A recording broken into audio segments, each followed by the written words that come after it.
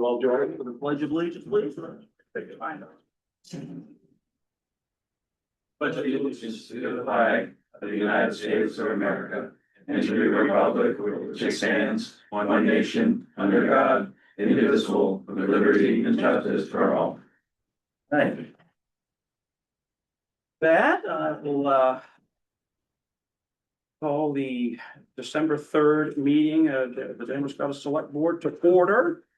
We have all members here, and if you notice those that are coming on Zoom, we're in a different building tonight. So I think the plan is after we get through a regular meeting, if the fire chief's gonna show us some of the improvements and give everybody a little tour of the firehouse and see what there is new and, you know, what we talked about in the past. So before we get started, there are two additions to official action items that we have them in the packets.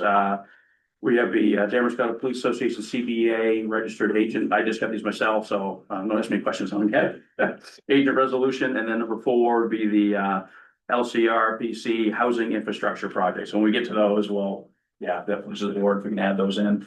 Andy snuck them in on us, so Both have been talked about for reason. Yeah. We gotta hit them now. no big surprises there anyway, so so let's we're all ready to go. Everybody's seen the minutes and whatnot, and we can dive right into it. So we can start out with some housekeeping and get the minutes out of the way. Tom?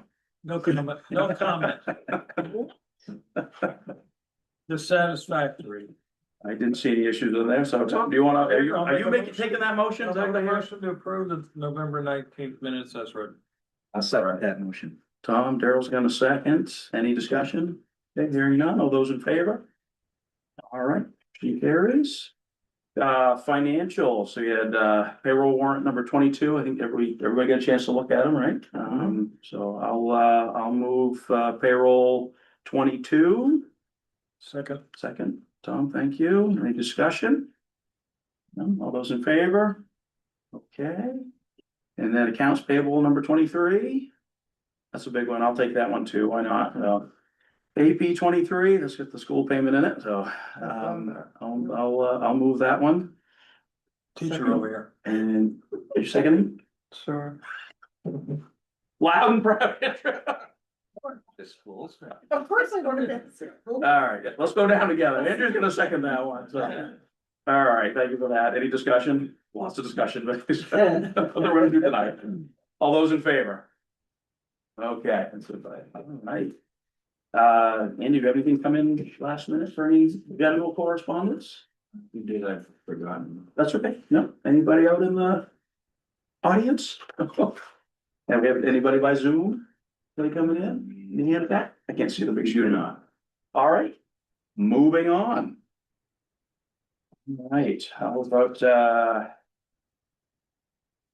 news report? Anything exciting? A couple things, we have been able to, we've offered and have accepted the tax collector's position. Okay. As of the Wednesday before Thanksgiving. So we'll start the 15th, Tara's last day effectively is today.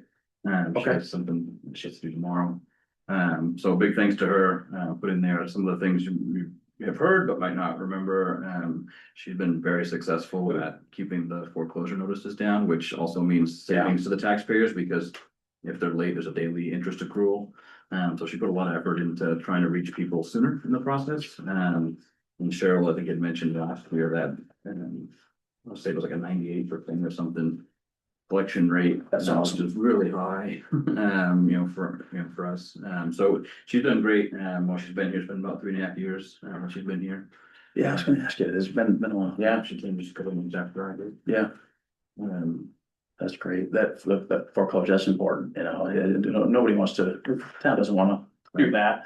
And if we can work something out and get payments made, that's really awesome. So we should thank her for that. Yeah, that's big.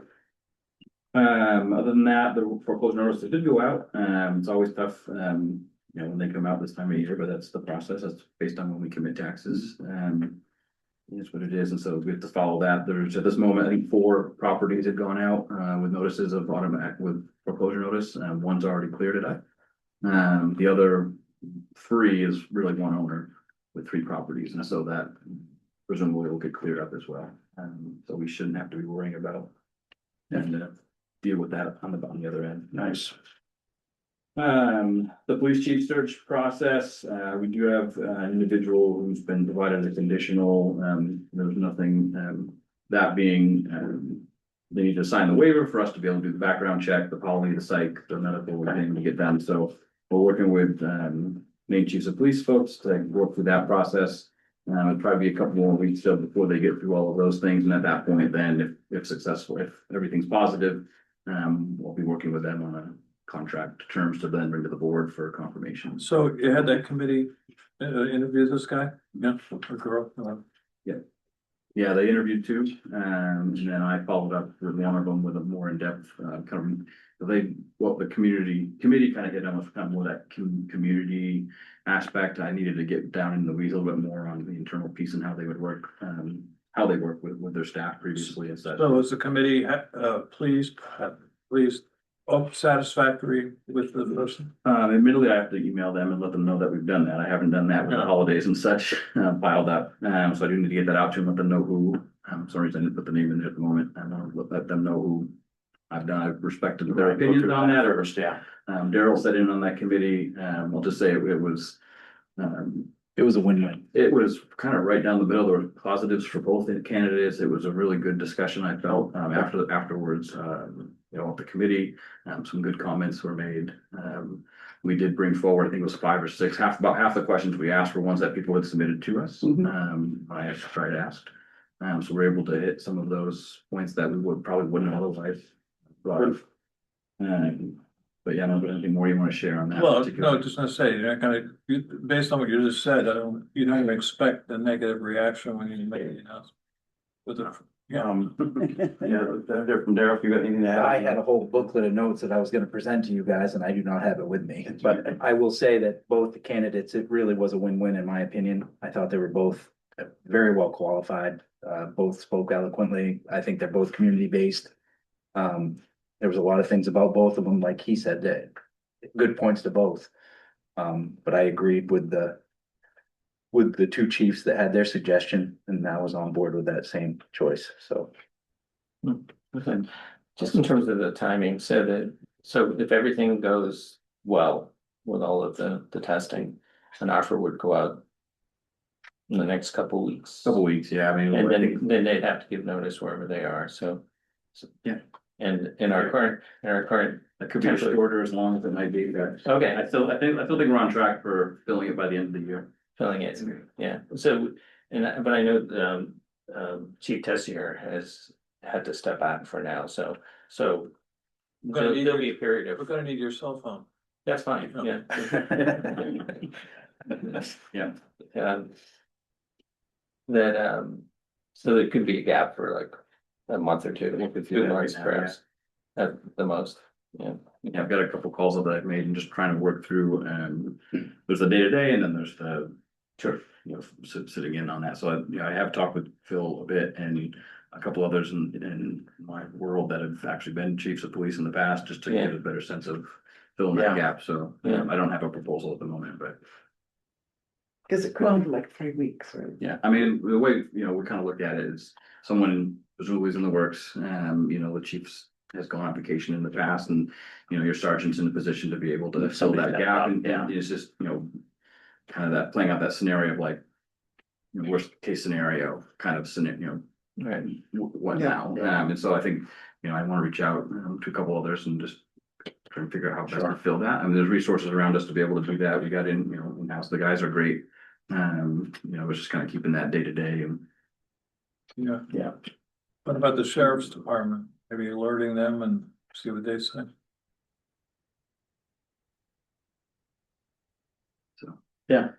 Okay. Hoping at the next meeting, there'll be something a little more concrete. Well, I'd say overall, we're in better shape than we anticipated starting this project with Phil stepping up and then, this process going well. It's, I think we're all pleased to hear that, from representative budget, not the budget, committee, sorry, the committee, that it sounds like there's some decent candidates and so good. That's all positive. Yes. Yeah, I think I will say both of them, were very forthcoming with their desire to, serve in like a mentorship role, which I think is really important. We have a young department. Get two that one's in the academy, one still needs to go, and so their careers anyways are short at the moment. So I think, both I think would bring a great opportunity amongst those that are here now, but from that chief role to really learn from them and their experiences. With experience coming to the table. Welcome that. They've got a lot of experience. Good, great. Public works, no. Public works updates, the docks did get removed, we were planning to do it yesterday and then the forecast shook out to what it was and we got most of them out Monday and the last 3 weeks we needed the higher tide. They were able to get out, yesterday morning, so. Those have all been removed and are back at the yard, the public restrooms are closed now, budget before just to go through the festival of lights, and that's it. Until we shoot for April 1st to open them back up and same thing for the dogs to get them out about then. 550 has been out of service for a few weeks. I noticed. I didn't want to ask you. Yeah. It has a break in the fuel line, there's multiple on those diesel trucks, this one in particular happens to, we've had one replaced, last time it was there. This one happens to kind of go up into the engine block, so it's a little more complicated to get to, so it's just time, to tear it apart. He does have the parts, and so he told me today that should be a couple of days and we should have it back. In the meantime, I'm trying to get the guys not to use the trucks more than just to run errands. Fortunately, we don't plow roads, and so, and what we do need to plow, we can do with the snow blowers and the equipment we have, just takes a little longer. But hopefully that comes back to us. I still don't think we're necessarily there to justify a second truck, but I think these are examples where when it goes out of service, well, what do we do? When it's a day or two, not a problem. We try and schedule it for, take it Friday, we'll get it back Monday, but and that's what we started with some brake work. And when it goes beyond that, now we're a couple weeks into it. Yeah. Now what? What year is that? Yeah. Not old enough. 2016, I believe, 16 or 17. Wow. So. Yeah, it's tough when they're down for an extended period of time. That's 10 years. Yeah, we've borrowed, begged, some have been more than willing to lend us theirs. The mechanic last time gave us his for a month or 6 weeks. And no charge, but that's not in my opinion, a good solution. It's not ideal. It's not long term. No. And we're still mindful of what we use it for when we had it. Yeah. So we've rented a U-Haul for the better part of a month last year, to pick up truck. Yeah, pick up a little bit. So it's, we make it work, but it's just kind of an awkward situation not having the only truck we have service. Yeah, the two guys in the department and no vehicle. Yes. Stretch them a little bit, yeah. A couple compliments from yesterday's cleanup. Folks seem to think it went pretty well. First one, so it's always a reminder, oh yeah, that's how we driving it. Oh yeah, it's gonna get slushy sometimes. But overall, I thought, first event, it went pretty well. I don't know if you guys have heard Went anything. well. Or seen it. Oh, good. Yeah. I don't know, when it rained all day. I don't know, the mountain of snow in my front of my house there is Already. big as I've seen it in a long time. So It's all pumpkin fertilizer. I think they were bringing no wind to dump it there. So we are challenged in the downtown with where do you put stuff on like from Main Street and the parking lot can go by license go overboard down the boat ramp. Which is an impact to the boaters. If they still want to get out on the water, they have to wait 2 or 3 days depending on the temperature and tide to be able to get there, use that, but. It's the only place we can put it. Yeah. And I think we put that in the contract. We snuck that in for the snow dump for. Well, and property owners are gracious enough to let it be piled where it gets piled oftentimes. Otherwise it ends up just by virtue of plowing in the front yards. But when you got push the back. bigger intersections, you're trying to get stuff from kind of the behind the library up somewhere. Unfortunately, a lot of it's been piled up at the corner church. And that has its limits. That has its limits too, so. Well, I think the only real issue is that, you know how we had sunflowers out there in the summer? There's some really nice ladies who live down the Elm Street and they come up and they try to take a right to come back up church. They complain about the sunflowers because they can't see up the street. Oh. They're really complaining about the snowpile. We had to throw your hands up. How did Cross Not Creek my look at the problem. corner? The local kids like it, because they bring these little sleddey things, you know, like. Oh, that's a great spot. Plastic Yeah. things. We could consider an agreement with the property owner, maybe we could charge like $5 for a sledding hill. Revenue source. Yeah, there you go. The budget committee. was looking Bring the for budget committee back in. Yeah. They look, yeah, from what I saw, they were out and about, pretty active, and, I think they've got some different, we talked about that early on, there's a smaller equipment. They can get a Yeah, they smaller got loader. 2 additional loaders this year. Yeah. And one of them, I think is an 8-foot with extendable kind of. Yeah, it's a smaller machine. So that one can make the turn better off of Main Street into the parking lot. So I'm hopeful we won't see as much, not that we had a lot, but last year we did have times where they couldn't make those turns. Yeah. Into the parking lot and up or up the hill and back and around. And so hopefully with that, we won't see as much for hauling costs. Because, if we get a point where they've got a bigger snow event and they can't keep up with it, the plan is just to pile it on Theater Street and then we have to pay the hourly. rate. Yeah, haul it off. Yeah, we did. I think that happened 3 or 4 times. So we had a handful of times last year where I don't know what the dollar amount was, but it was, yeah. Move it, so. Upcoming meetings, the Public Works Committee, Town Public Works Committee is scheduled to meet the 15th. Touch base with Kevin today. There's a few things we still need to work on pulling together. There will be, the plan is to have folks from the manager and road commissioner from Mapleton, Castle Hill and Chapman at that meeting. Sharing a little bit about how their decades long that'd be agreement nice, yeah. worked, between those 3 towns. It started out with just 2, and I think in the 70s or 80s it became 3. So for those that are curious, like. We've got that really good. It's good group to have. Yeah, Good news about it. Good to hear from them, yeah, absolutely. Yeah. And then.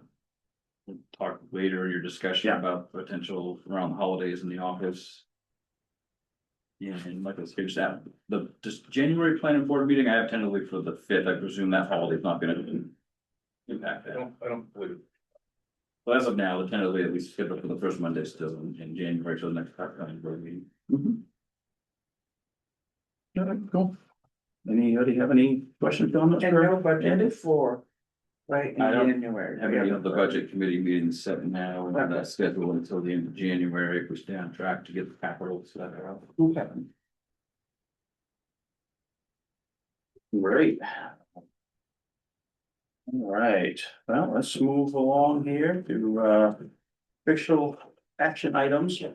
I've got my notes on my packet on and stuff there, so. So we have the traffic and parking ordinance, everybody got a chance to take a look at that. This is what, second draft, isn't it? Final draft, second draft? Hopefully final. Final, yeah. This was I think mostly what we presented before, and I just forgot to include it on the last meeting. The bad news is it hasn't impacted the use of the spaces because the chargers aren't impacted. I was, They're all, they're Going both, to they're ask both you. in it. yeah, going to ask you, where do we stand on the account and all that right now? So it's been a back and forth with emails on getting the serial number set up. I sent it in and with the wrong numbers apparently, and then got Revision Energy to help get them. Emerson was just down Monday and took pictures because I didn't know they needed Thank you, pictures. Emerson. Pictures of the units, until they sent that email, so she got the pictures of that. I haven't sent them in yet. Okay. But we're doing It's in the that. works, yeah. So I brought this up, it's a minor thing, but the only place where we refer to something that doesn't exist anymore, but save remain on the top of page 2. So Right. just get the address there, or say the road that leads to Cross Street or something. I don't know.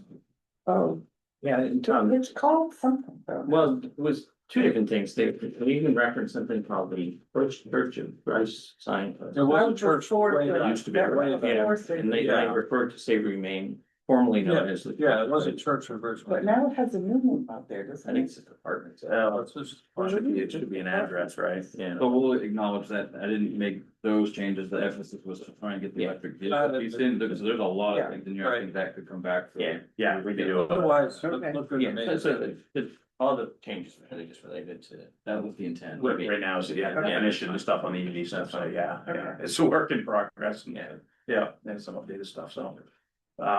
Okay, so if we're good with the current changes on it, which are basically the additions of the EV, electrical vehicle, definition and whatnot, as we get that moving along, so. All right, do I hear a motion on that one?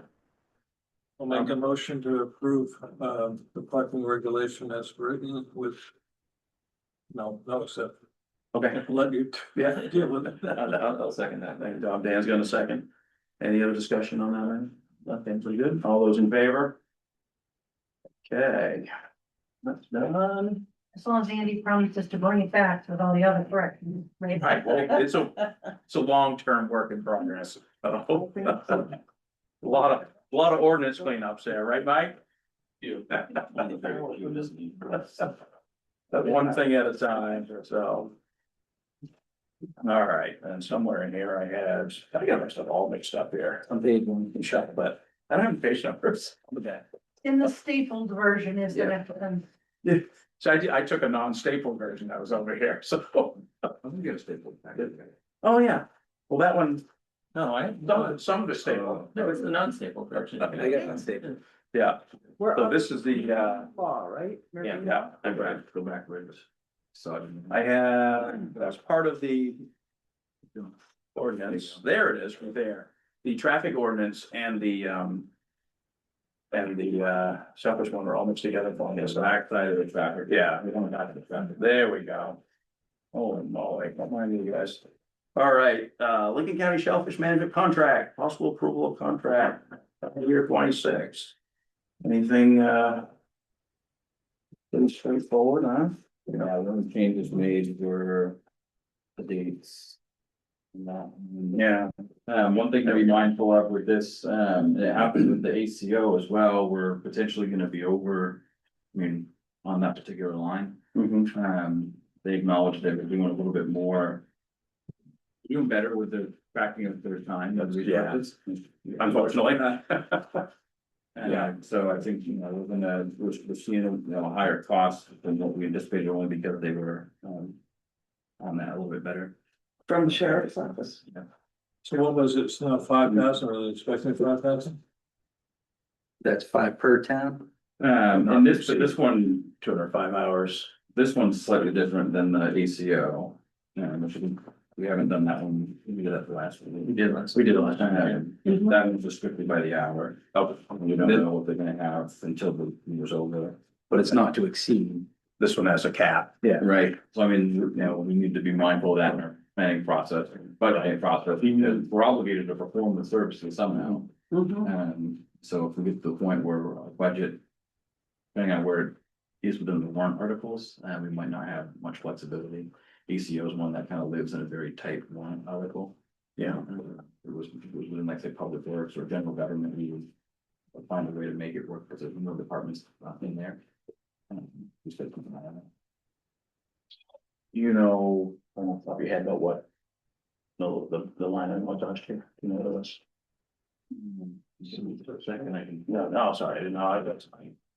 On the back of parking and the last page of Well, I couldn't find it in there, so sorry, all right. here. Yeah, okay. I'm just curious, yeah, close to word of that So it's not, this is just. $5,000 cap on this. So, yeah, exactly, Yeah. for both towns or each town. Total We amount pay for- of 5,000 for both. We pay for both, and then the harbor side of stuff, the Newcastle pays for the cost of the harbor. That would be very good.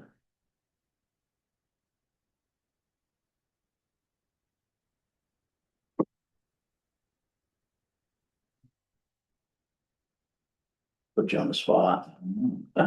Well, while you're doing that, we can could move this along here anyway, so. So.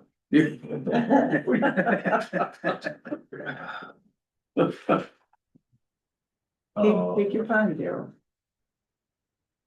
This is, we pay that one out of the shellfish account. Oh, we're gonna say it probably goes into the, Shellfish account. yeah, that's right, okay, all right. That was ACOs, and I think that one was under the account directive, its own separate fund. Yeah, okay, that makes sense, so, all right. Disregard, yeah, all right, I'll make a motion to move the Lincoln County Shellfish Management Contract for county year 2026. Second. Tom seconded, any discussion, all those in favor? Okay. Good, nice. Okay, the add-on items, we have the number three, would be the Damariscotta Police Association CBA Registered Agent Resolution. So this is, you snuck this in on us here, so, and It's been a while since we brought this Yeah. up to the board, and, but we're at a point where I think this is. Parties are in a general agreement on this, and you have sign off from the members of the. Police Department. Association. It's waiting, basically the agreement and signatures from the town and the association. Of police, they're on board with this, so when we. Have talked in the past, this was brought up. MAP has been the bargaining agent, registered bargaining agent for the local unit. And the local unit hasn't been in good standing with them pretty much since it was formed. Since they formed, so. When we did the last CBA, the first one since I've been here. They were working parallel with us as we negotiated the CBA. And they were working on getting in good standing and becoming members of MAP and. That, the folks in the unit didn't follow through with that. Essentially the offer that MAP made to let them come back. And so we're left with. The officers kind of feeling like it doesn't really represent what's really going on. And so what we're proposing is.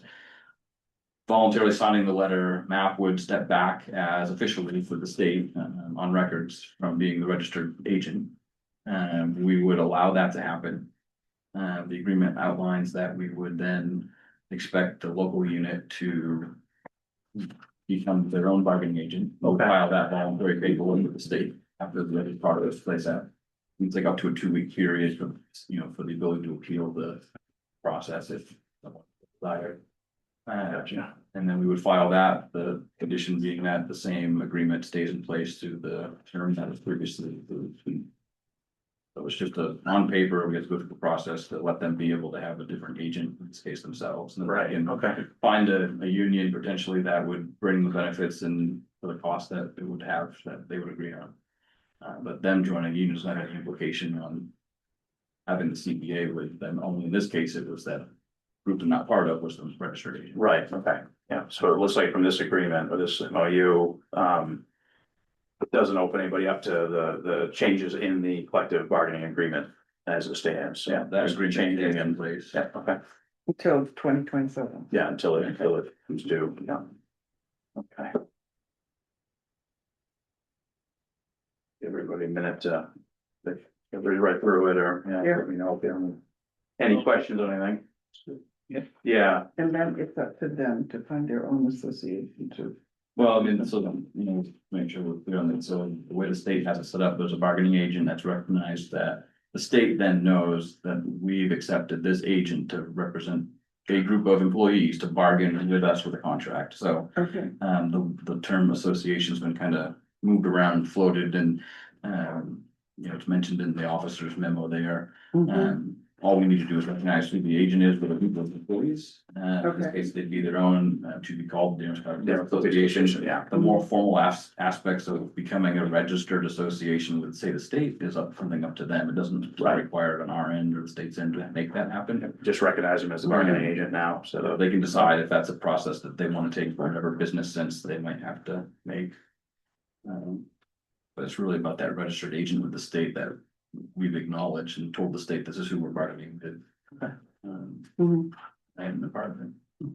It's been that way since. Yeah, that's pretty straightforward, okay. When Daryl and I sat through the process back in 24.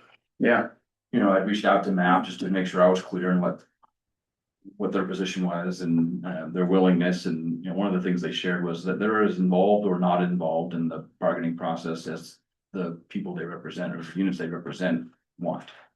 They said, we represent them, but some have a great relationship with the town and we're willing to let them do it all. Some want us to do everything and we're happy to do that. And so with that and with the knowing that the group was working on getting in good standing, we ran those parallel tracks. yeah. We are. Yeah. So I think this was the easiest solution. All parties were kind of in favor of this if the board is. Kind of keeps the status quo, but lets them kind of do what they're hoping to do. It looks like it. But have any questions on think it looks pretty straightforward and it doesn't leave us open to a change in the collective bargaining agreement, which is, was the main concern, I'd say, at this point, so. That's, good and solid and we're good. Yeah, well, I can, move this one along, go on, I can make a motion to approve, the MOU, how do you want me to word this, with the, You know, otherwise, me to sign the MOU on behalf of the town, and that's what I did by the. Main organization police.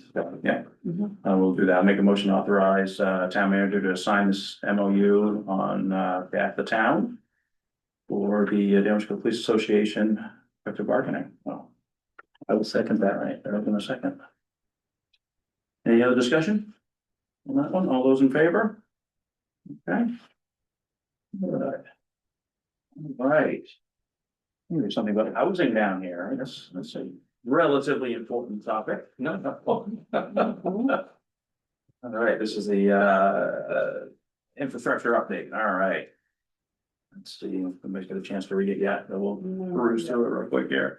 So this was one that came up this summer, I think, when the county was applying for money with DECB. On behalf of municipalities in the county. To do some of the same groundwork or feasibility work.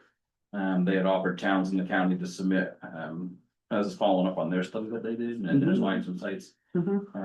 So we threw a couple of properties out there with the idea, not so much for this particular parcel, but the particular part of town. There was another parcel, that part that we talked about was like Biffle Road. One of those is in the growth area, one of them's beyond the growth area. But both have approved projects already in place from years ago. One, well, 741, that's the in along the way, and then 207 Edgewood is looking for it, where we've got the more recent, expansion, but haven't come back to proceed with that yet. So the idea with the one around Ledford Court was to really look at kind of that School Street neighborhood to try and bring those utilities there where they're much closer to town in the growth area, and to try and have this groundwork figured out. I say groundwork, it's just the feasibility and the assessment to what would need to be laid out, what would the potential cost be, so that then that piece is not at least for today. So they're just looking for us to kind of agree to proceed. It's a grant the county's overseeing and facilitating. On our end, there's some meetings that would have to be had to work with the consultant that they have, which is Fuss and O'Neill. But I think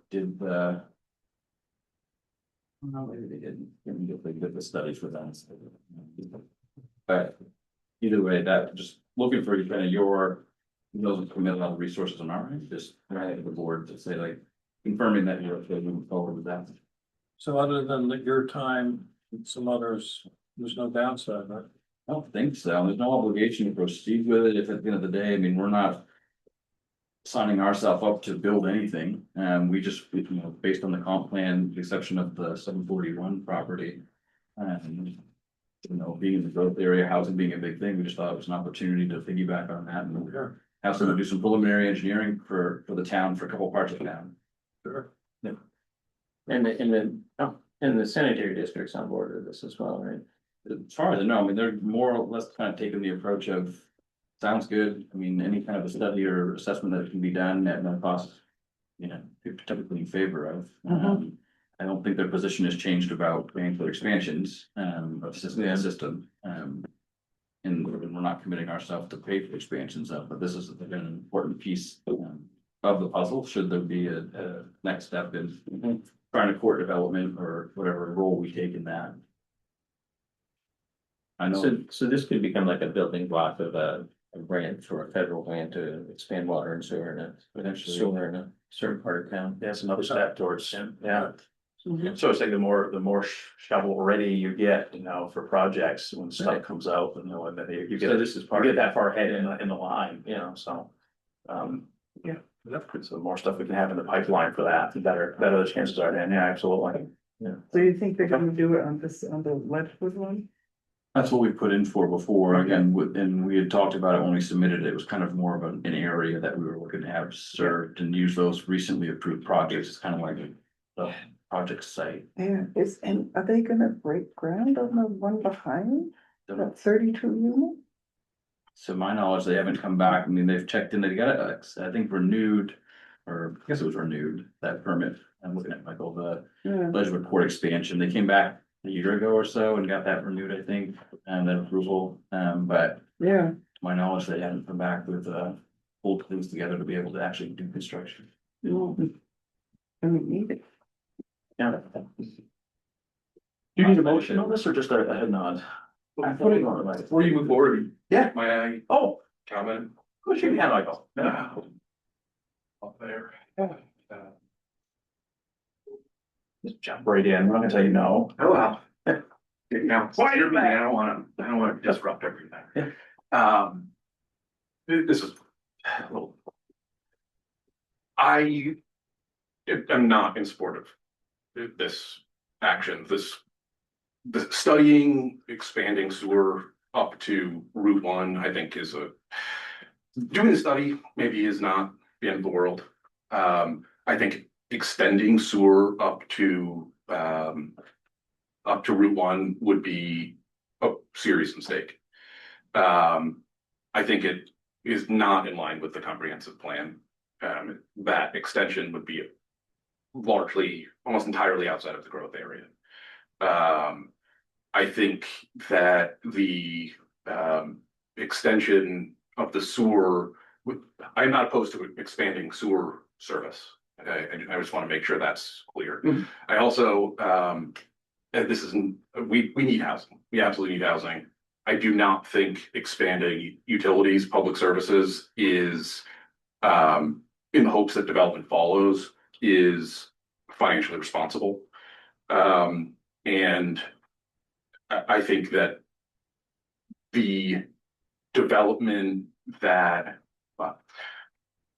so I think that there's major financial concerns. If this study was forward and people say, yes, we like this idea, that's growth out to Route 1 there is a mistake. I would also say that I think following the budget committee conversation that I just witnessed, I think that it's to build sewer out in at least the Main Street area, but basically just to go beyond the growth area, I think is, even if someone else pays for it, I think is a long-term liability that the town probably does not, that does not make financial sense for the town. One of the things I will say is, in light of recent laws that have been passed, the town gives up any real right to limit growth that is connected to sewer. So, there's a little bit of controversy when we updated the land use ordinance that we were going to just set a number for the downtown density at 40. There wasn't one established before, but 40 units an acre. And essentially, if you're on sewer and water, the state has said towns cannot limit density to less than what's effectively 38 units an acre. So that already the sewer that we have inside of the growth area could support 2, maybe 3, maybe more times the number of units that we have. And we can't really say no. So to expand it this far outside of the growth area, I think just looking purely at the number of dwelling units, the potential development, and the cost that goes out there, I don't think that Damariscotta could absorb that kind of development. That's if we did the one to in along the way you're talking about. Yeah, yes. Versus doing the one at Ledgewood Court, which is already right there. That is, and I think that, Andy and I have discussed, extending the sewer. It does not go down School Street beyond, there's the red house on the top of the hill there, beyond the stationery store. But to extend it further down to, basically down to Bristol Road, that's all entirely within the growth area, down High Street to make it a full loop there, makes perfect sense. That's all within the growth area and totally in line with, I think, historic development. Is that new, large, is it memory care unit or nursing home out on Piper Mill, is that on water and sewer? There is water, and they are going to be building their own pump station basically, because there's a force main that goes through there, so they Yeah. can't just tie in the station, the treatment plant's right there, so they have to build a pump station to pump water into it. So they're kind of covering their own cost there. Okay. And it's not kind of up for the town to take on. Even, I would say this is kind of separate from sewer, but it's directly relevant, which is anytime infrastructure gets built in town, I would say just assume that at some point the town's gonna end up taking it over. Because the long term, that's what residents, private residents don't want to own the roads in front of their house, and they don't want to own the sewer that connects, and this is a Utilities, right? yeah. Yeah. So I just wanted to say that because I'm honestly, I'm disappointed that it's gotten to this point, but I don't think it's. So you raised these concerns with Andy before? Yeah. We talked about them at the board meeting before we submitted our interest. The third parcels, we had 3 sites that. Yeah, 3 sites, yeah. The board, after your discussion, had gone forward with 2 of the 3. The third being down Bristol Road a little ways, to try and kind of go where water was out that way. Yeah. And I thought that's where we shifted the focus to the School Street discussion. School Isn't Street. that where we homed in after that discussion? With these 2. Correct. Yeah, there were 3 on there originally that we were proposing to look at. Correct. Right. Yeah, School Street and then down, yeah. Yeah, In along the way is really far away from everything. It is, and I think that there's the comprehensive planning perspective of this, of development that would extend up Main Street, and just the building the sewer and having housing up there is kind of a narrow. It also brings all of the other issues that development comes with. And I just want to make it very clear, like, I am not anti-development. I spend a lot of effort trying to shepherd projects through and encourage people to be building locally, because we need the housing and we need the land value and the tax revenue. But there are certain types of development that cost more than others, and kind of buying development through infrastructure spending, it's a mistake that communities across the country have been making for the last 50+ years. But I just hate to see Damariscotta either continue or start to make that. Well, I'll ask you a question, and I'm not putting you on the spot, Michael, but how do you balance that if you have developments or people coming to look at development and there is no infrastructure and they don't want to develop in your area because they don't have the infrastructure? Like if you're looking at putting something in an area like down through that part of Business One, and you come and look and say, well, I have to sewer my own lot, I have to water my own lot. And this community already has sewer and water to it. Like, how do you balance that out? I think, yeah, no, I think that's what we've been looking at from the lens of the board, and there's been interest down through there for commercial developments. It's like, yes. how do you, if that's not there, how do you compete? Well, I think this is, Yeah. I think that's a really good question.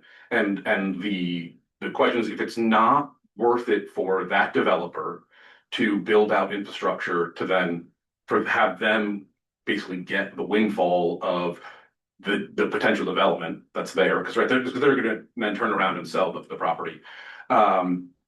If it doesn't make sense for them to build the infrastructure to then allow the development, we don't, developers are for profit, almost all of them, right? So Yeah, should be.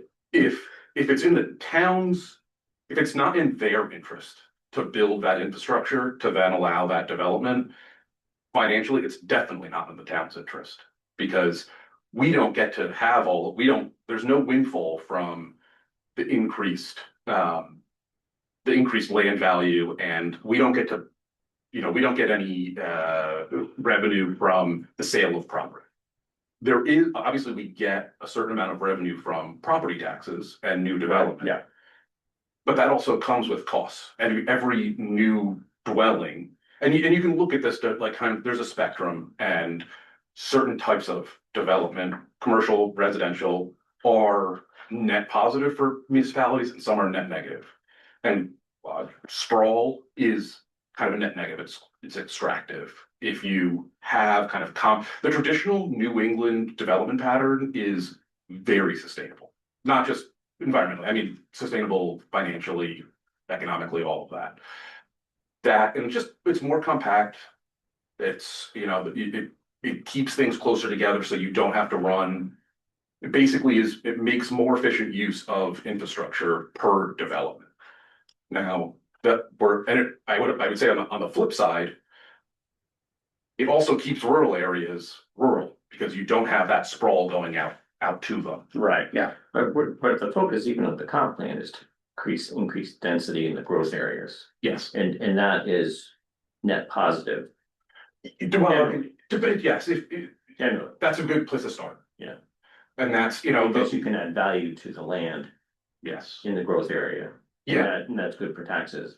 Well, and it also, you can imagine that if you just look at it from a frontage perspective, if you've got a lot that is 20 feet wide and 2 units on it, and I'm not suggesting that we go to, this is not Manhattan or even Portland levels of density here.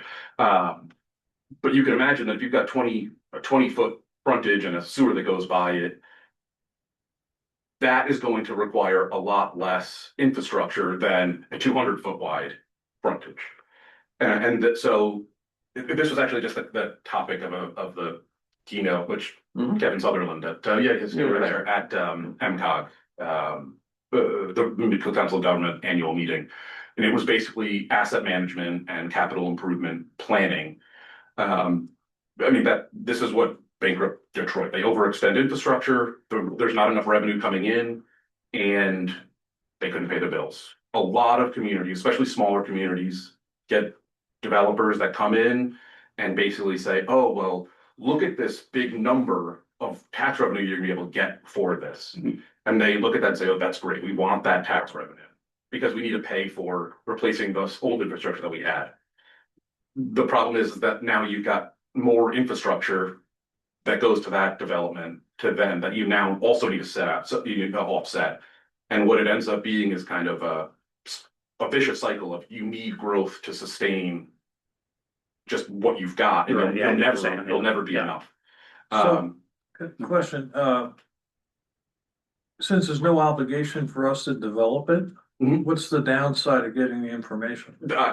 I'm not suggesting that honestly, I'm not suggesting you don't go forward with the study. I just wanted to say that, the conversations that I've had both in Damariscotta and Newcastle are basically very limited extensions of sewer and water. Just if we're gonna have to extend it at all this way, how far before there's a pump station, and then basically what does like one more unit look like, and then let's develop that and let's encourage the infill. Ideally, we get more units on the infrastructure we already have, right? Because the cost doesn't go up. There's a balanced approach to having both infill and new development. But to wholesale like greenfield development the town's not going to see full return on that. And I also don't think it's the kind of development that the community is prepared for or really interested in. The level of development that comes with sewer. Would it be attractive to a developer that might be interested in that area if they had the results of the plan? To see what the value of building it out. Yeah. I imagine, yeah. I mean, if a developer's serious about building, right now, it's very hard to develop. Everybody needs subsidies. There's no way around it. Yeah, it's tough. Unless you're building large single-family homes for people who basically have cash to burn, the market's not really there. So you need to subsidize it. There are definitely ways to subsidize the kind of development that I think the town needs and wants, that does not then saddle the town with long-term liabilities like this. So this is a big topic. This is not something that we're gonna like hash out and solve tonight, but I just want 3 more minutes. I think so. We have to get back to these people. Michael, do you have a better idea? Let me- Better place we should be doing this besides in along the way? sewer I Expansion, you mean, mean? using this, Well, this, he's agreeing the school street, right? Yep, yeah. I think, Yeah. So why don't we, let me just, why don't we do this? So there's no downside to moving ahead with the assessment. There's obviously, we know where there's a lot more facets to development and whatnot, and I don't think even the board were to just like boom and jump into something tomorrow. I think There's a lot more to unpack there. But I think with this on the books right now, we should, we can move forward with it, do the assessment. And then there's a lot to unpack But there what- going forward, so. but yeah, what are yeah. we assessing? Well, I am saying that the School Street, Yeah. extending down School Street, basically, at least the High Street or whatever Okay. makes Yeah, sense. the Ledgewood beyond Court, that. yeah. Okay, the ledger report, definitely. I think that does make sense, that's. Is there another area that we could maybe substitute? Well, I think extending, because right now the sewer ends at the GSB, Mhm. in the growth area goes beyond that, up at least to Back Meadow. And that area, I think, makes sense, but it's obviously, that's a lot less Yeah. of an extension. Yeah, but it'd be part of the study. Would be part of the It would, study. yeah. You can always pull back. Absolutely, and that's where I just wanted to say, Yeah. yes. Good, Yeah, gotcha. that's Right. good, I just Okay. wanted to kind of go on the record and say, All right. extending sewer all the way up Main Street, it would be a big. I appreciate your view, Michael. That's no, yeah. That's So good. in this, that's it, because you can always pull back. Absolutely, absolutely, and Most of the doesn't time. commit us to building anything, Yeah. and that's. Yeah. that No, but we is- don't wanna waste good valuable working. Yes, If we're not gonna like where they're doing it. But we still have the assessment, even if we pulled it back to. And some, why it's not still in assess that. the place that we really want? well, Building. the other place Well- I would mention is Main Street between. Um. Biskey Road and School Street, basically. Yeah. There's not any public Oh. sewer there, there are private lines and things that are on the sewer system, but. Right. Technically, if someone comes along to try to build something there, they gotta get permission from a neighbor or pay to. Where if there's public sewer there, they gotta pay an impact fee, but, so. Yeah. That's that, which again is kind of infill Mhm. So stuff, we had discussed previously at board meeting with these two, this is what you would apply Mhm. for the information, so we had that discussion previously. At one of our, it was a while ago, now I'm trying to think what board meeting. Whatever in the spring. It was a while ago, yeah, so Andy had applied, this is the one that we had directed him to apply for, and so, I don't know. Bro, not this, little late, a little late in the game, yeah, I mean, really, there's no downside to assessing it. We've already got the application in, look it over. And if you Work think from it there. makes sense to go to Back Meadow from the school, that's part of this. It's part of the. I mean, maybe we Yeah, could- this maybe isn't go holding further us to building and owning and, absolutely. it's I looking at the feasibility. I don't want it to get further down the line and then say, this is not a good idea, be like, well, then why do we do the study and all that? Yeah, no, I get it, I appreciate your input and, Yeah. I think we're, Anytime. this juncture, we have. Yeah. Okay. There's a lot for you all to consider, so I just wanted to. Yeah, it's a big topic, there's a lot to it, so, okay. Yes, indeed. Thank you. Thank you, I'm sure we'll have further discussions into the matter. Oh, okay, yeah, thank you, Michael. So, But they do, I mean, they've already started, it looks like. Preliminary project studies and design are in works now. Cause we're in December and they started in October. That's probably all data. task one, task two. They submitted to us just this last week, we got this Yeah, last week or Monday, I can't remember. yeah, it's just it's been. So do you need any action from us? It So says it doesn't mean like official motion, but I threw it on there into that section, I think it's, at the very least, I had, no, I mean, you did the motion to let us put in for the project. It's like anything, and then you apparently you gotta work it in. Keep going. So, Yeah, Yeah. okay, I'm going, yeah. yeah, we should continue with it and see what information we glean out of it, and then, it's obviously there's a bigger picture there, with everything kind of fitting together, but, at least you can have that information and. Go Yeah. from there, so. Unfortunately, I have another obligation. Oh, you've got to run, don't you? However, Yeah. please extend my, congratulations to whom. It's appropriate. So I'm taking off, we're gonna excuse, he has an excused absence for, I missed the call. Yeah. Yeah, you mind me? Yeah, sorry, I should have gotten up for you. All right. Billy, you got anything exciting though? All right. So we'll move past that and then, it's almost time to wrap up anyway, so. Yeah, we move on to discussion items. I know, Andy, you want to talk about, holiday office hours? Yep, this Thursday, that's a day off, policy anyway, Christmas Eve being on a Wednesday, typically it's to the public a half day. That time of the month, it's typically slow, I'm gonna propose that we not be open on Wednesday. No, terrible. 24th. 12-hour day. But just gonna, somebody just see if that's, so if you feel okay about, giving that as a paid day off or not. Yes, I'm okay with that. Yeah, thanks. Helpful. I think they work hard. Yeah. It's Christmas. So, You just need to. and then we're not, You're the person out and we're not there. open on the 26th anyway, right? So that will give them a nice little break. The following week, Thursday again, being the holiday for New Year's Day, Wednesday, we're gonna just swap the morning with the afternoon again, as we did before. All right, right. For Thanksgiving. Get in early, yeah. Oh, that's great. Still have same access to us hours wise, Okay. but that week in between, sometimes does yield some activity with our registrations, in particular, but. Yeah. Do this year, thanks. No, that sounds good. Anybody have anything, Dan, start down with you? Do you have any- Well, Michael mentioned the NCOG meeting and Midcoast Council of Governments, which I attended, and actually I found it really interesting that the speakers were, the first speaker was the guy who was the head commissioner of the Maine Department of Economic Development. And his name was Mike Duguay.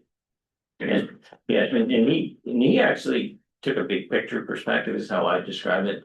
And he sort of talked about Maine and some of the challenges in Maine and some of the things we're doing well and ones that we're kind of behind the eight ball on in terms of some really big issues. And he said, he talked about it from a historical perspective, how Maine used to be a sort of a state filled with just small businesses, and that's where the vitality was. Right, But yeah. it's been hollowed out by the really bigs that have come in, and now commerce is really dominated by you just think of all the big box stores and the big commercial department stores, and then also the Amazons of the world and what's happening in that space. And so he said that those sort of local economies have been, you just drive around the state and downtowns are just hauled out. And so he worries about that and what that means going forward for the state.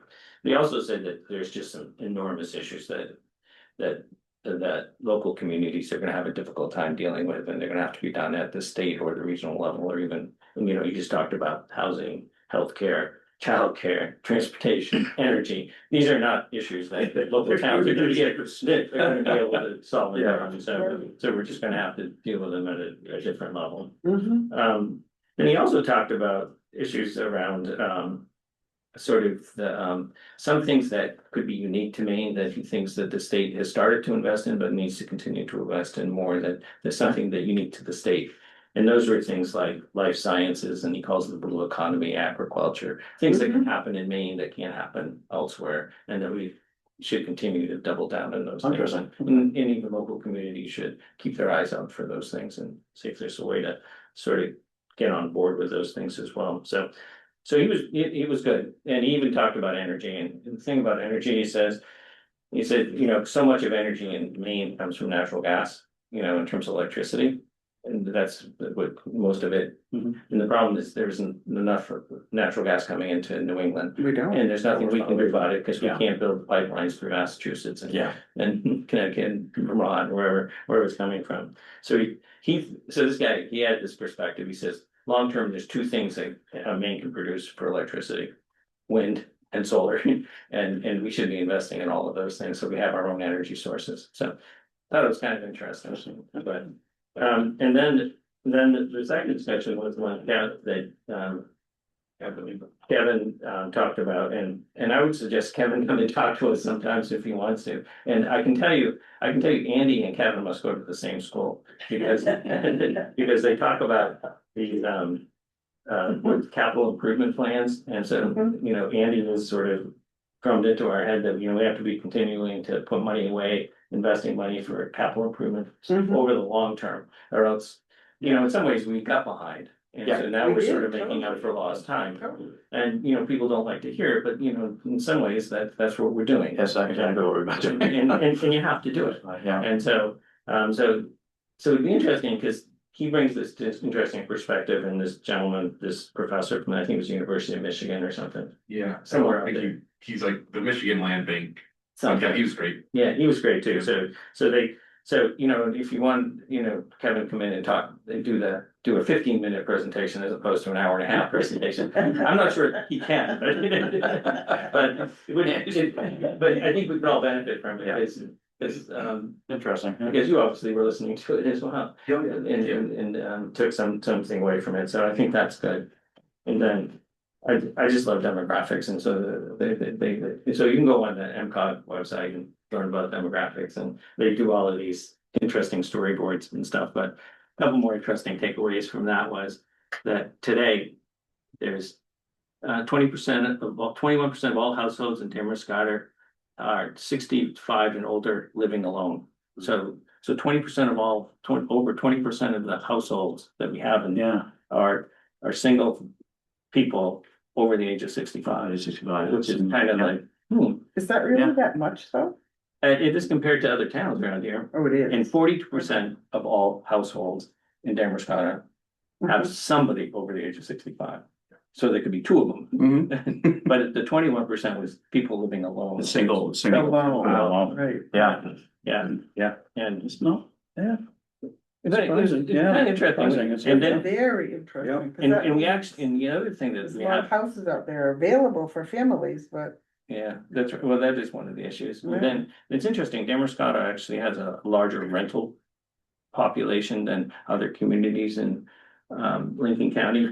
And there was this one statistic that that they threw up on the screen, is 67% of renters in Damariscotta, so people who rent, who live in Damariscotta, pay more than 30% of their income in housing, which means that oof, they're housing constrained. So 2/3 of all renters pay more than Yeah, for 30%. their rent is 30%. Compared to owner occupied homes, only 26% pay more than 30%. So the renters are up against it. Oh, yeah. In town, so, Rents. and the homeowners, while 26% isn't great, it just dwarfs in comparison to what the Yeah. renters are struggling with in terms of Mhm. housing costs in Yeah. town. Oh, and all that. Yeah, and then the last one was a discussion about the importance of regional alignment and working with other communities to try to figure out how to address some of these issues and certainly reduce costs. And so, Mhm. so sort of what we're doing with Newcastle, well, it may or may not work. It's those sort of things that have to. Shared services. We need to continue to do that, Yeah. because every Yeah. little town can't keep doing it on their own all the time, so I thought it was great. It was worthwhile. So I'm glad I went, so. Mhm. Sounds like it's a lot out of it, so. Yes, I think it was really good. Thank you for reporting and thank you for going. Yeah. Yeah. Andrew, you wanna go in tonight? No, plus about the roundabout. You're not the only I'm one. passing. I'm passing.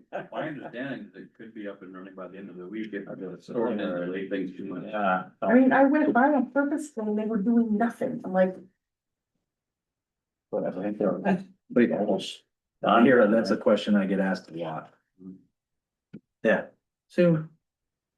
Yeah, I mean, it's out of our hands, I mean, DOT project, they're not our. That's what I said. And I check in periodically because we know the contractor and can message to him. Yeah, I saw the supervisor today. I don't know if all the light posts went up Monday, but the majority of them, it sounded like went up Monday. So the infrastructure's there, And that was the last Hours. piece, right? power's already serviced to the site, now whether. I don't know what ground, what needs to be done to actually make the connections and turn them on, but I mean, they're closer now than they were Than they 2 were. weeks ago. well, it's wrecking our roads locally. Darren, anything on your end? No, sir, I am good. You sure? Yes. Okay. You still need to go 5 more minutes? What's that? You still need to go 5 more minutes? No. Yeah, a couple of things on my end. Village of Lights, I don't know who, any of you experienced that, but I would say it was That's probably great. one of the best. I couldn't believe the amount of people, that were downtown. Yeah. That was, no, kudos to the chief over here, cause he Absolutely. had a large hand in that, but, It was super successful. public comment for 1 second? absolutely, we allow public comment, whatever, yeah. You just gotta say who you are and put your hand up and call it. My name is John Roberts. I'm speaking on behalf of the Village of Light Committee, I guess. Yes. We have 6 trees on the back parking lot because we used to have access to power down there. There is no longer power down there. Oh, you. So they're not lit up. I don't know if, the board would be agreeable if we continue this festival. It'd be really nice to have trees along the waterfront. If possibly we could tie into the lights, one of the lights, see if they could drop down the power on one of the Okay. poles next to the river. Where did we have power? Where did power come in before, back It there? came into Before we the changed it? sewer, treatment plant. There was an Oh. outlet there. Okay, That's no longer there. They've replaced the box. The box doesn't have an outlet inside it either, gotcha. so there's no longer any power. So the sewer district did it, so we've got to track with them then. I tried to talk to them, but whatever replaced no longer has that option, so. Yeah, okay. I didn't know if it was an option to drop one down on one of the, cause there's a light pole, right, 2 light poles right next to the river anyways. so Right. Yeah, There was an ability to drop an outlet, GFI outlet down there. Hmm. If it costs money, we have a little bit of fund that we might be able to help with that. Well, in the meantime, could we just put up the solar ones so that they have light? We have battery powered ones, but they Yeah. have battery hog, and I think they take um, 3 or yeah, like C or 8 D pounds of D batteries. batteries, yeah. Uh, 2 cold nights. We went through 2 pallets of batteries those first 2 years, but like. Yeah. People leave them on, they only last like 24 hours. Oh. Cold and stuff. We don't have any solar ones. No. Yeah, but solar still needs some sort of battery. and- Okay. Yeah, I wondered why they weren't. I saw them down there, but I couldn't remember why they weren't lit. I went down, I forgot like, they a got couple power. days Project. Yeah. What's that? They lose that outlet in the project?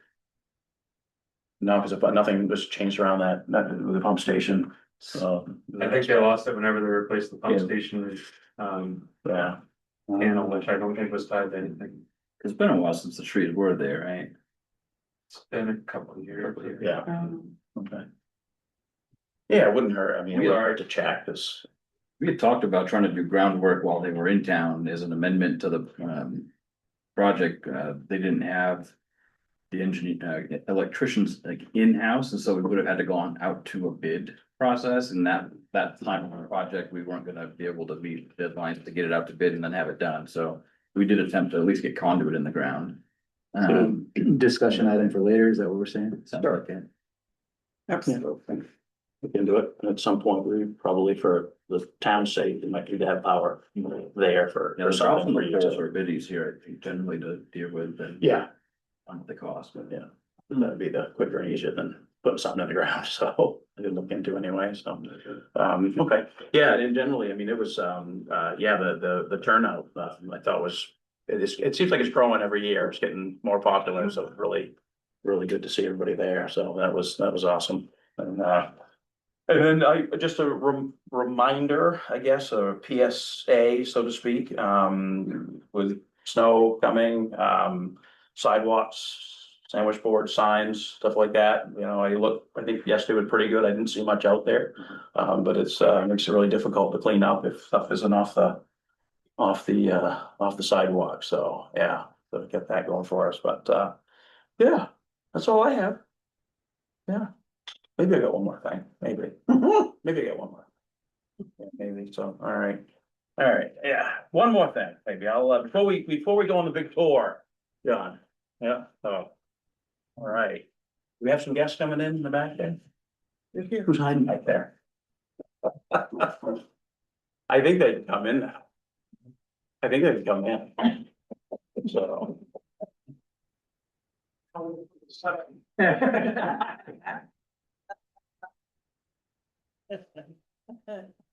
Officers meeting. It's only been 6 months to lay off. Going on. We You could smell it? We might, I didn't wanna make eye contact. I saw that there was something. So we have an honorary special guest select board. We even gave up, we kicked Tom out to give you a seat. Sit up there. So, most folks are aware that, of the Spirit of America Award, we can get ready to it for which, you know, the towns are privileged to be able to award this to citizens. So in the past years, I think we might have missed a year or two, but it's always been nice to be able to do this. So we this was an easy one, long time coming. I'm gonna go through a little bit of paper, see if I can pull together. So it's an honor and a privilege to present the Spirit of America Award to an outstanding citizen of Damariscotta. This is a difficult duty of the select board, not because there are too few candidates, but because there are so many. The recipient of the 2025 Spirit of America Award is long overdue for recognition, and we are humbled to bestow this accolade upon such a well-deserving person. I think we've got everybody in here now, getting the Pinkhams in the room, so.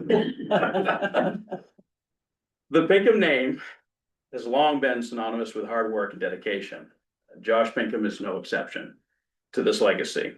The Pinkham heritage is deeply rooted in Damariscotta. Try to do this one.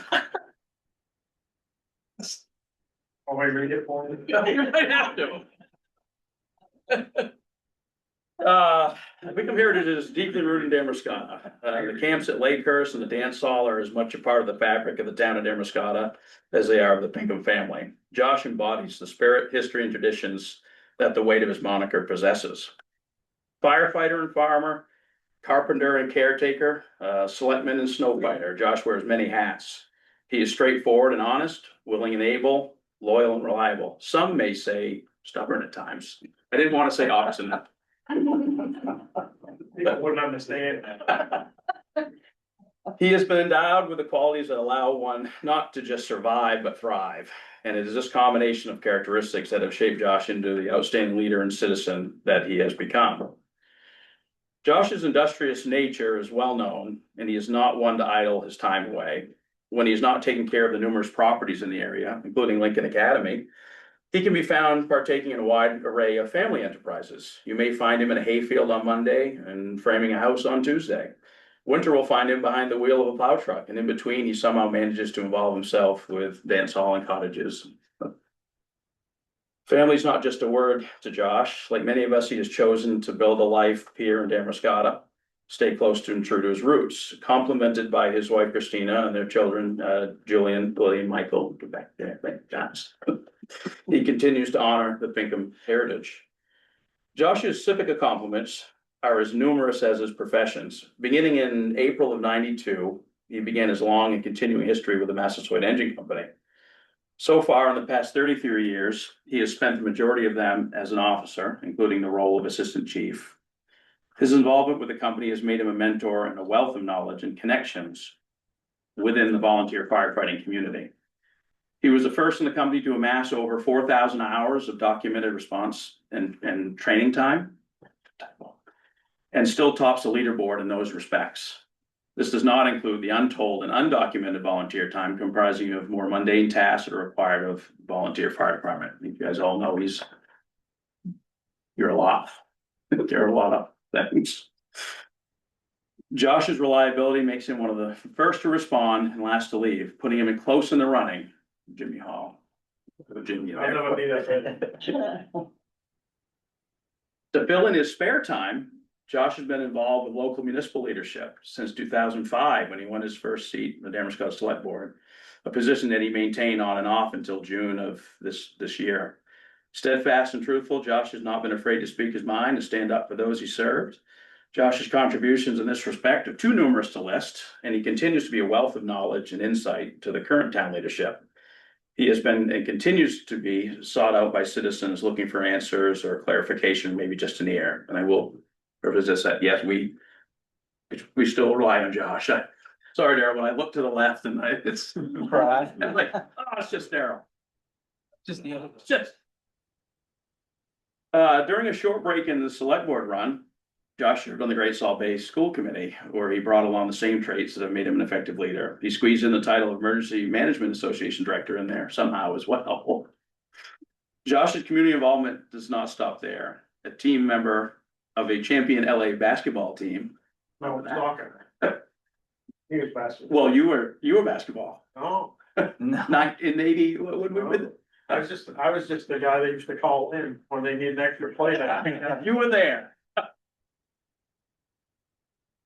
His support and advocacy for intramural sports has shown itself on the courts and fields of the community. Josh has volunteered his services as coach of the YMCA and at varying levels in Little League. Even when not coaching or even having children playing, Josh has volunteered his time and knowledge to youth sports. It's not unlike him to keep a field mode so that the game can go on. With his high school pride still showing, he coaches travel basketball for the Eagles. We as citizens of the town of Damariscotta are lucky to have community members like Josh that call our town their home. Josh is a leader, a mentor, a brother, a son, a father, and husband, and a friend. Those close to him will attest to his commitment, almost made it, to his honesty and character. As a son of Damariscotta, we can think no better. So get up here. Hold on. And I'll take my hat off and then watch the flash.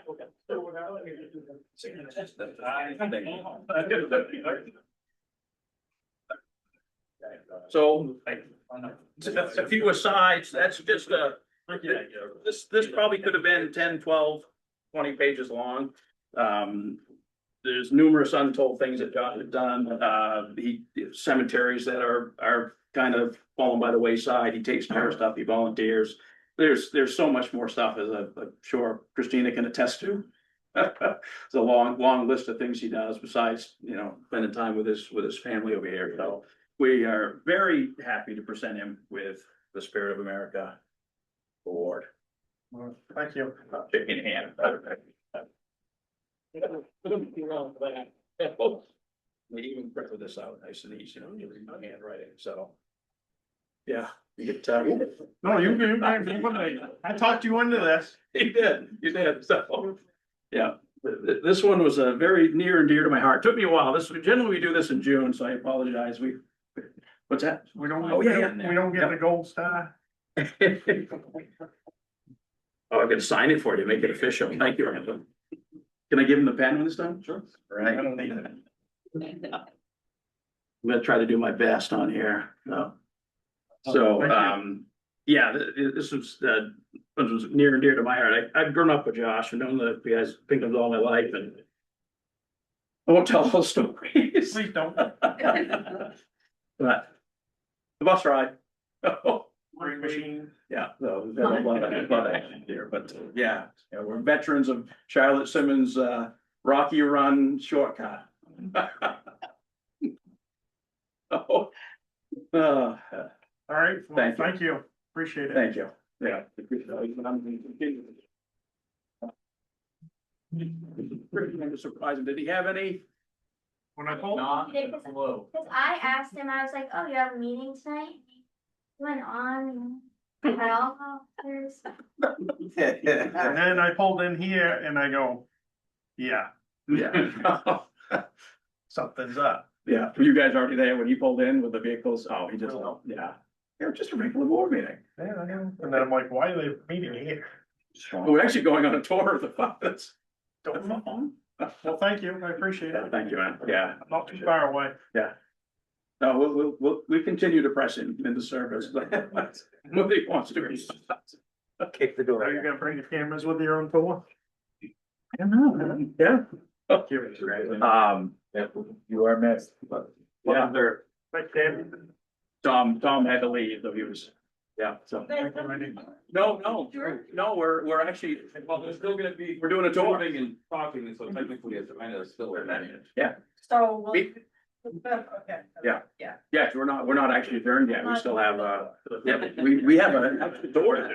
So we're gonna check out the new, part of the firehouse. Oh, absolutely. Come back and see. You know, 170 grand, it's, yeah. So I stay for my bed. Yeah.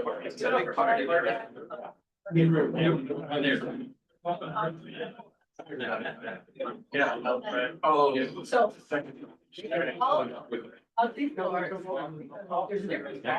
Floors and concrete floors. Big difference. They're also. Yeah, whatever, it's still a great, you know, 2 inch all the way around. It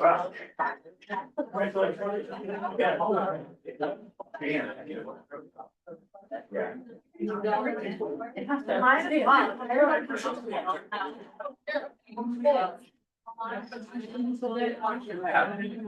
I know.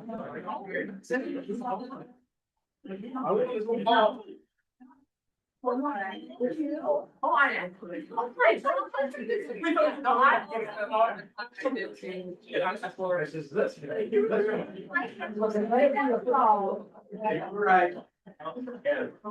Get down. No, it's very helpful. 6 months. Okay, quiet, so your camera's still going? I think the, yeah, we still, yeah, we'll